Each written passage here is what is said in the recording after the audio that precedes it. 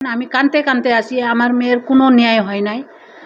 Lower কোর্টে ফাঁসির ব্যবস্থা হইলেও হাইকোর্ট সুপ্রিম কোর্টের আমার ওই ফাঁসির ব্যবস্থা হইল না।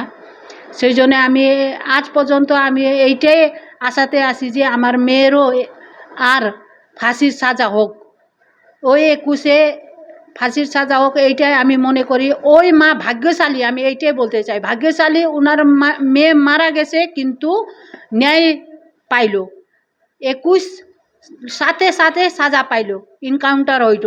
আমার কেসেও মাটিগাড়ার থানার পুলিশ এরকম করতো, আমাকে তখন শান্তি হইতো আমার মনে। হ্যাঁ, আমার মেয়েকে এরকম ধর্ষণ করছে, ওর পরে ও আজকাল নাই, ওরও জীবন হারাইতে হয়েছে, আমি এরকম ভাবতাম। দেখুন, বারুইপুরে যে ঘটনা ঘটেছে, এ ঘটনা মেনে নেওয়া যায় না, কিন্তু এর জন্য দায়ী যদি কেউ থাকে সেটা হলো মমতা বন্দ্যোপাধ্যায়।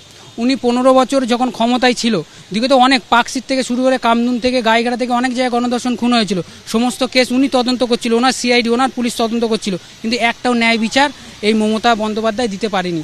আজকের মমতা বন্দ্যোপাধ্যায় মোমবাতি মিছিলে রাস্তায় নামছে, কিন্তু ওনার হাতে যখন পুলিশ থেকে শুরু করে আইন থেকে শুরু করে ওনার হাতে যখন ক্ষমতায় ছিল, উনি একটা ন্যায় বিচার কেন দিতে পারেনি? ইনকাউন্টার করে যে মারা হয়েছে এটাই হলো ঠিকঠাক ওষুধ। জ্বর হলে যেমন প্যারাসিটামল আর অ্যান্টিবায়োটিক খেতে হয়, আর রেপ মার্ডার করলে তার ওষুধ একটাই, ইনকাউন্টার। আমরা ন্যায় বিচার পাইনি, কারণ আমরা কেন ন্যায় বিচার পাইনি, কেন মমতা বন্দ্যোপাধ্যায় ন্যায় বিচার দিতে পারেনি? ভোট ব্যাংকিং বাঁচানোর জন্যে তাদেরকে ছেড়ে দেওয়া হয়েছে। আমাদের ঘটনাটা ঘটিয়েছিল কে? তৃণমূল প্রধানের ভাইপো।